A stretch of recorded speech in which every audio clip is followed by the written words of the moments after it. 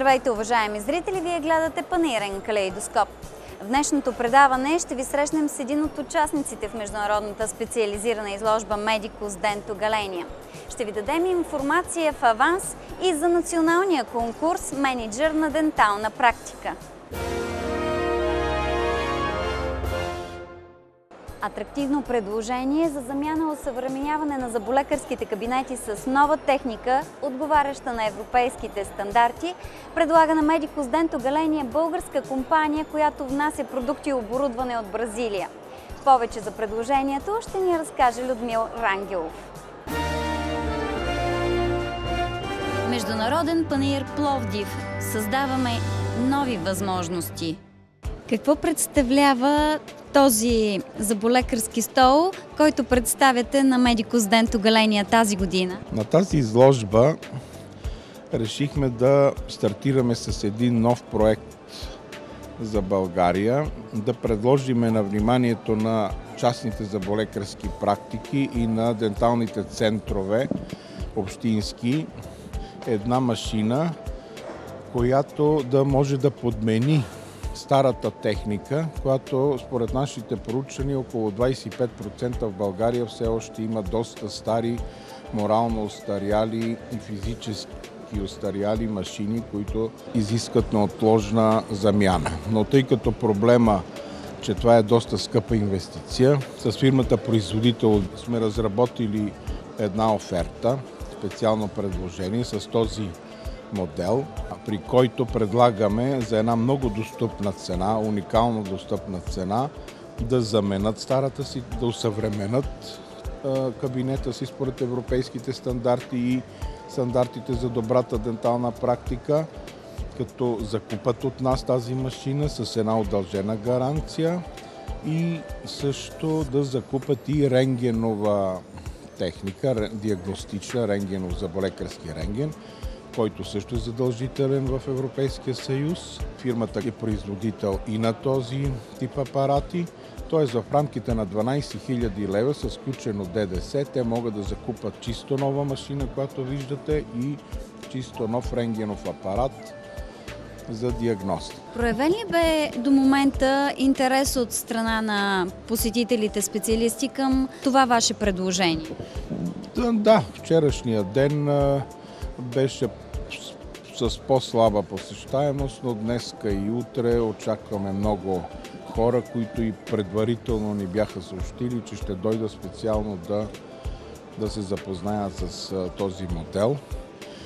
Той предоставя и възможност за надграждане, тъй като има допълнителни места за допълнителни инструменти. Тоест, това е неговия дизайн, както се вижда, е изключително красив, ергономичен и освен това като конструкция е много опростен, много лесен за поддръжка, за техническо сервизиране, което е голямо предимство. Вие традиционен участник ли сте в Medicus Dental Galenia и какви са впечатленията ви от това изложение? Да, ние сме една от фирмите, които не е пропуснал още от първото 94-та година и пета започна, това изложение и мисля, че то е много добро изложение. В Пловдив харесва се също от докторите, тъй като те идват не само за самото изложение, но и да посетят града, малко да се разтоварят от работата, която ежедневно просто в тази красив есенен Пловдив е доста приятно да се прекарва тази седмица, така че аз съм винаги бил поддръжник на това изложение. Тук някои колеги мои казват, защо ще седиме 4-5 дена? Затова ще седиме, просто малко и ние да се разтвариме. То е приятно прекарването в Пловдив по това време. 16 са участниците тази година в националния конкурс Мениджър на дентална практика. Повече за него ще научим от Маргарита Тотева. Международен панаир Пловдив. Създаваме нови възможности. Сме да твърдя и да изкажа благодарност за всички усилия двустранни от двете организации, както на вестник Стоматологичен свят, първо за инициативата, сега и за последователността в подкрепата, за да се състои този конкурс.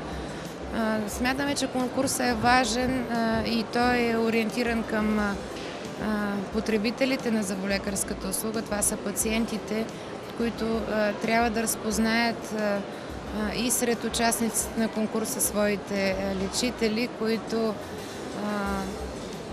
заявяват своята отговорност към тях и своето призвание като такива. Тая година новото в конкурса, и вие ще го чуете и от доктор Павлова и на други форуми, е, че ние учредихме още една категория, която е категория за екипна работа. Аз от позицията на моите колеги, които са в нашата асоциация на денталните дилъри, съм много щастлива, че за трета година се включват и зъботехнически лаборатории, а в случая този критерий е ориентиран точно към работата в екип между стоматолога и зъботехника. И това пък е едно обединяващо звено и обединяваща причина за зъболекари и зъботехници да работят и да афишира своята работа, че работят в екипи заедно. За четвърта поредна година се организира този конкурс. Има ли вече интерес, амбиция от страна на зъботехници и на зъболекари към него? Стараеме се да предизвикваме интереса. Сергей Пенов е човека, който така провокира интереса за участие сред различните дентални клиники и зъботехнически лаборатории, защото той е този, който следи тяхните медийни изяви, по-скоро маркетингови изяви, като се започне от тяхните интернет сайтове, инициативи за работа с деца или възрастни хора. Всичко това, което е намерило своята публичност, за да удостовери ангажимента на съответната зъболекарска практика или пък зъботехническа лаборатория. И така продължаваме да полагаме усилия този конкурс действително да набира скорост и все повече наши клиенти да се включват в него. Госпожо Тотева, вече толкова дългогодишна е партньорската ви традиция с Международен панаир Пловдив. Каква оценка давате вие като организация, като вашите членове? Какво споделят с вас? Аз искам да благодаря за пореден път на Международен панаир Пловдив, на хората, които са ангажирани с тази изложба. Нещата се случват и вие виждате, тук има едни прекрасни щандове. Ние като търговци се стараем да покажем всичко, което е ново в технологиите, развойната дейност на фирмите, производителки, които представяме. Международен панаир Пловдив. Създаваме нови възможности. В следващото предаване очаквайте още срещи с изложители, демонстрирали иновации на международната специализирана изложба Medicus Dental Galenia. Благодаря ви, че избрахте панаирен калейдоскоп и Нова българска телевизия.